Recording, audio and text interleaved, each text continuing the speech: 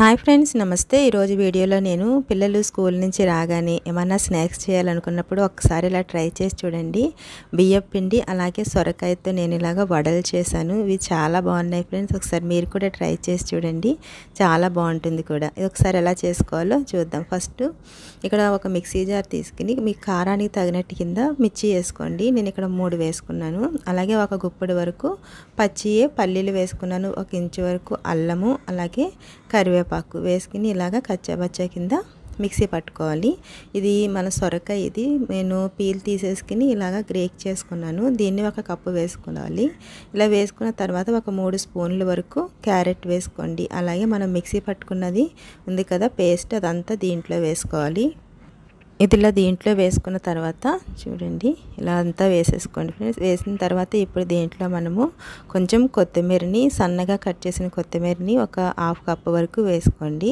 1/2 tea spoon జీలకర్ర కూడా వేసుకున్న తర్వాత ఇప్పుడు దీంట్లో సరిపడినంత సాల్ట్ అలాగే మ్యాగీ మసాలా ఉంటుంది కదా, నేను ఇది 1 ప్యాకెట్ వేసుకుంటున్నాను ఫ్రెండ్స్.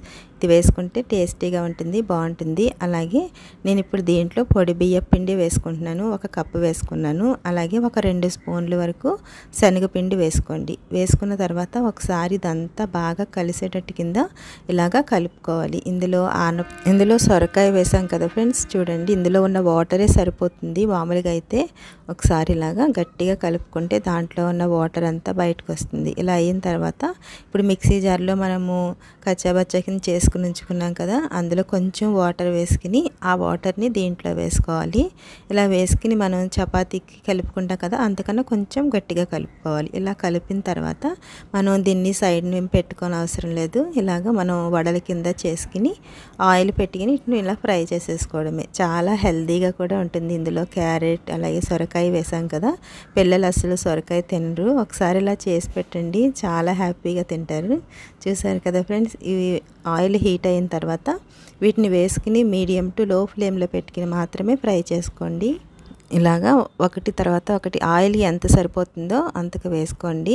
ఇవి కొంచెం ఇలా కలర్ వచ్చిన తర్వాత ఇలాగ టర్న్ చేసుకోండి. అటువైపు ఇటువైపు టర్న్ చేసుకుంటూ ఫ్రై చేసుకోవాలి. వీటిని మనం టమాటో కచ్చప్తో తింటే చాలా టేస్టీగా ఉంటుంది. ఇటువంటి స్నాక్స్ అన్నీ మన ఛానల్లో చాలా ఉన్నాయి ఫ్రెండ్స్, ఒకసారి చెక్ చేయండి.